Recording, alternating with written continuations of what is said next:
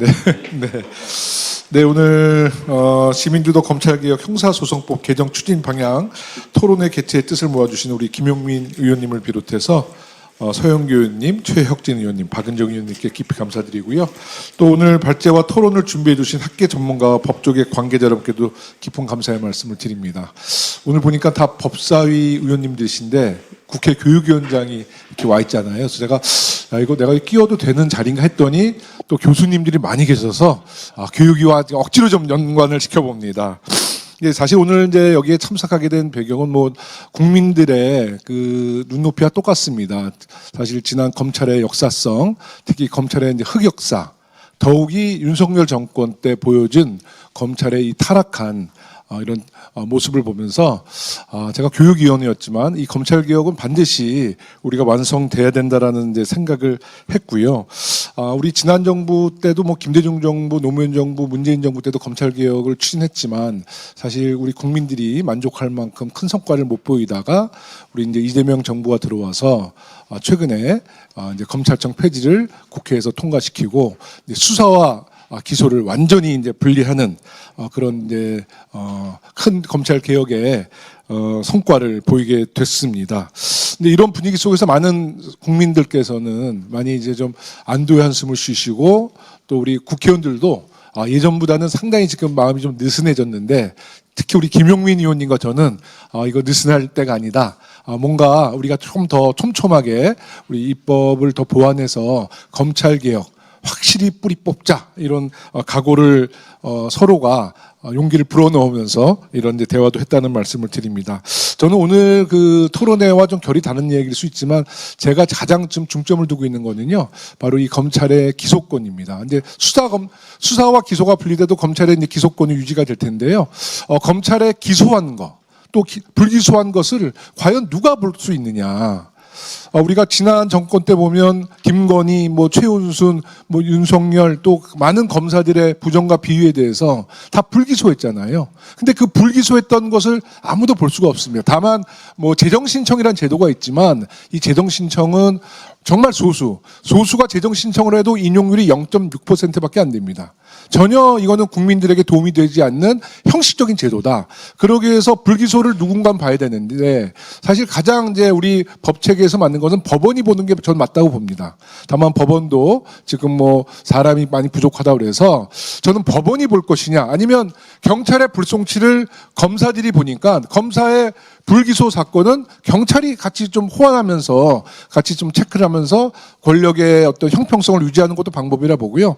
아니면 이 검찰의 불기소 사건에 대해서만큼은 국민들이 볼 수 있도록 하자. 시민사회나 언론인들에게 그것을 공개끔 해서 잘못된 불기소 또 정당하지 않은 기소에 대해서는 분명히 문제 제기를 해서 국민들이 검찰의 기소권에 대해서 철저한 맨눈으로 감시해야지 검찰의 개혁은 완성된다라고 저는 봅니다. 그래서 오늘 여러 전문가분들께서 정말 그 검찰 개혁에 대한 많은 토론을 해주겠지만요. 저도 끝까지 경청하면서 제가 오늘은 배우는 자세로 검찰 개혁을 응원하는 자세로 이 자리에 왔고요. 앞으로도 검찰 개혁 제가 상임위가 어떤 상임위에 갈지는 모르겠지만 검찰 개혁에 저도 앞장서서 우리 김용민 의원님, 박은정 의원님과 함께하겠다는 말씀도 드리겠습니다. 대단히 고맙습니다.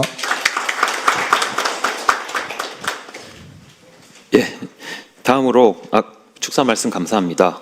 다음으로는 국회 법제사법위원회 간사이신 더불어민주당 남양주병 김용민 의원님께서 참석하셨습니다. 앞으로 모셔서 축사 말씀 듣도록 하겠습니다.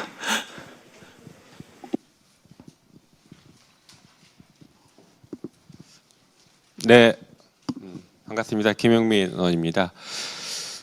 우리 헌정사상 80여 년 만에 검찰 정상화, 검찰이 본연의 모습으로 돌아가는 그런 정상화라는 개혁 과제를 완수할 절호의 기회가 찾아왔습니다. 이미 공소청과 중수청을 설치하고 검찰청을 폐지하는 법을 통과시켜 놓은 상태이기 때문에 수사기소 분리는 일단락 되어가고 있다라고 보여집니다. 하지만 더 중요한 것이 남았습니다. 조직법들은 우리가 만들었지만 조직을 어떻게 운용할지에 대한 운용에 대한 내용들이 아직 확정이 안 됐기 때문에 그 부분에 대해서 오늘 형사소송법 토론회를 통해서 바람직한 운용의 모습을 그런 상을 좀 그려놔야 될 것 같습니다. 한편 이 80년 만에 정상화 기회, 검찰 정상화 기회가 왔다고 말씀드렸는데 이것이 자칫 어떤 당내 관행이나 아니면 개혁에 대한 무딘 의지, 무딘 생각 이런 것들로 무너지지 않게, 후퇴하지 않게 저희가 계속 목소리를 내야 되는 그런 상황인 것 같습니다.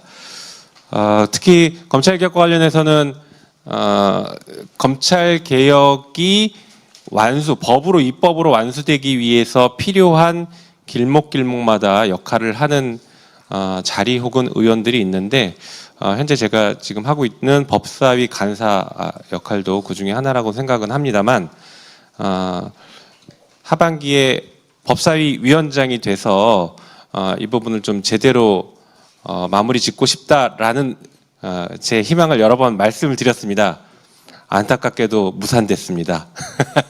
네, 어제 공식적으로는 아니지만 어쨌든 법사위원장은 제가 할 수 없다라는 답변을 들은 상태라서 저도 검찰개혁을 어떤 방식으로 어떤 역할을 통해서 검찰개혁을 제대로 완수할 수 있을 것인가에 대한 고민이 좀 더 깊어지고 제 역할에 대해서도 고민을 하는 시간이 좀 만들어져야 될 것 같습니다. 정말 중요한 것은 지금 검찰개혁이 어떻게 흘러왔고 어떻게 흘러갈 것인가입니다. 정부에서 그리고 대통령님께서도 아주 강력한 의지를 가지고 있고 국회도 의지를 표명해 왔지만 정작 법안을 만들었던 그리고 법안을 현재도 만들고 있을 것으로 예상되는 그룹들은 개혁의 대상인 검사들입니다. 검사들이 검찰개혁 법을 만들고 있는 이 모순적인 상황, 그리고 지난번 공소청과 중수청법 같은 경우에는 검사들이 만들어 온 법을 검찰개혁을 하겠다라는 우리 민주당이 아무런 문제의식 없이 당론으로 처리해서 수정 못하고 처리하게 할 뻔했던 그런 상황들이 발생했었는데 이번에는 절대 그런 일들이 발생하면 안 된다라는 생각을 너무 강하게 하고 있습니다. 다행히 그때는 시민사회에서 특히 뒤에 계신 우리 전문가분들과 시민사회에서 목소리를 굉장히 크게 내주셨고 대통령님께서 결단을 해주셔서 그런 위험성들, 리스크들을 상당히 많이 제거한 법을 통과를 시켰습니다만 앞으로 형사소송법은 어떻게 될지 저희가 지금 장담할 수는 없는 상태입니다. 그래서 저는 당 지도부에게 여러 번 요청을 했습니다.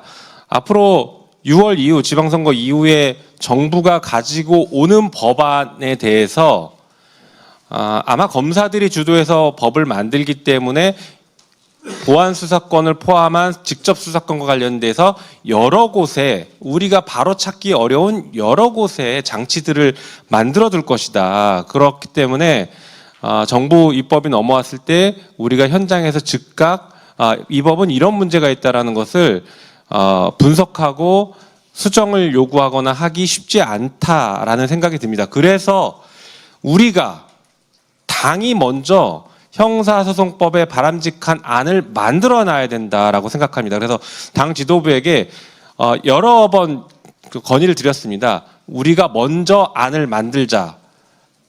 당에서 주도해서 형사소송법 안을 만들고 정부에서 넘어오는 안이 있으면 우리의 기준을 가지고 토론을 해서 이견을 좁혀 나가자라고 여러 번 건의를 드리고 제안을 드렸는데 그게 지금 계속 받아들여지지 않고 있습니다. 그래서 오늘 이런 토론회가 만들어진 것이라고 이해해 주시면 좋겠습니다. 그래서 여기 계신 우리 존경하는 우리 김영호 위원장님과 우리 박은정 의원님, 그다음에 서영교 법사위원장님, 최혁진 의원님 이런 검찰개혁에 굉장히 그 높은 열망을 가지고 계시고 좋은 생각들을 가지고 계시고 정치 철학을 가지고 계시는 의원님들과 함께 우리가 그러면 먼저 안을 좀 만들어 보자라고 해서 뒤에 계신 우리 시민사회분들과 함께 머리를 맞대기 시작했습니다. 그래서 오늘 좋은 의견들이 많이 나올 것이라고 생각하고요. 그 의견들을 토대로 법안이 얼개들이 짜여지면 정부에서 만든 안과 잘 조정을 해서 정말 국민들을 위한 좋은 법을 만들도록 하겠습니다. 검찰 개혁의 취지를 훼손시키지 않으면서 한편으로는 피해자들을 온전하게 보호해주는 그런 좋은 법을 만들도록 최선을 다해 노력하겠습니다. 그리고 오늘 이 토론회에 나와주신 수많은 전문가분들, 교수님들, 변호사님들 분들 정말 바쁘신 시간들을 쪼개서 이 자리에 나와주셔서 너무나 감사드립니다. 그리고 검찰개혁 관련해서 처음부터 끝까지 좋은 목소리들을 계속 끊임없이 내주고 계신 분들이라 정말 든든한 마음으로 오늘 토론회 잘 경청하도록 하겠습니다. 감사합니다.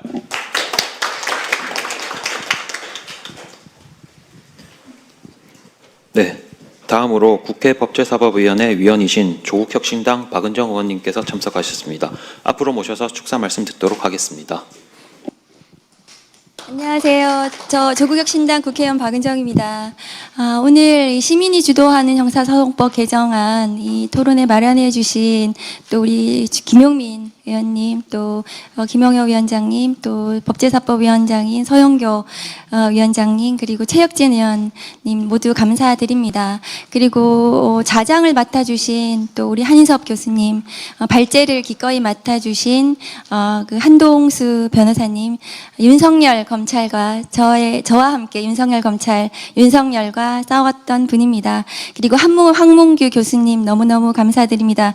그리고 또 기꺼이 또 토론을 맡아주신 김남준 변호사님, 김필성 변호사님, 서보학 교수님, 오병두 교수님, 이석번 변호사님, 이윤재 교수님, 그리고 정영윤 변호사님, 윤동호 교수님, 유승희 교수님까지 한 자리에 모두 모시기 너무 어려운 분들이 모두 검찰개혁을 바라는 국민들의 열망을 등에 안고 이 자리에 모였습니다.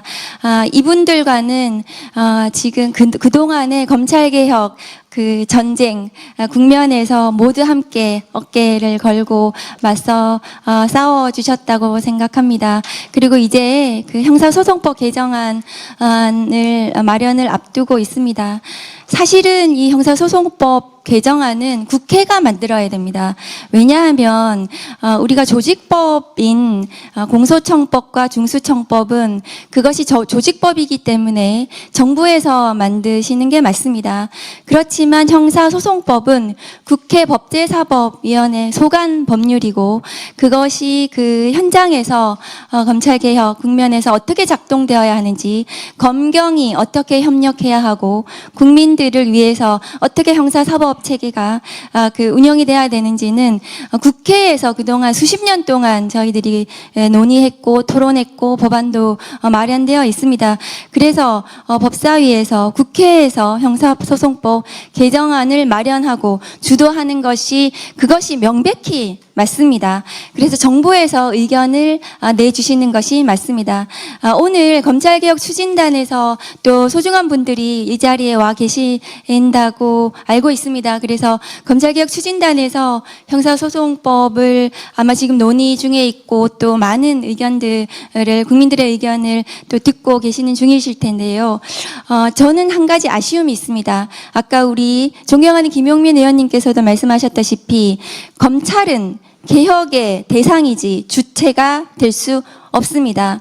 검찰개혁을 왜 하려고 하냐 하면 그동안 무도한 검찰권 남용, 수사권과 기소권과 영장 청구권과 수사 종결권과 공소 취소권과 그 많은 권한을 하나의 기관, 검찰이 가지고 있기 때문에 그 정점에 윤석열 검찰총장이 있었기 때문에 지난 검찰권 남용으로 인한 연성 쿠데타로 검찰이 정권을 잡게 되었고 내란을 저질렀습니다.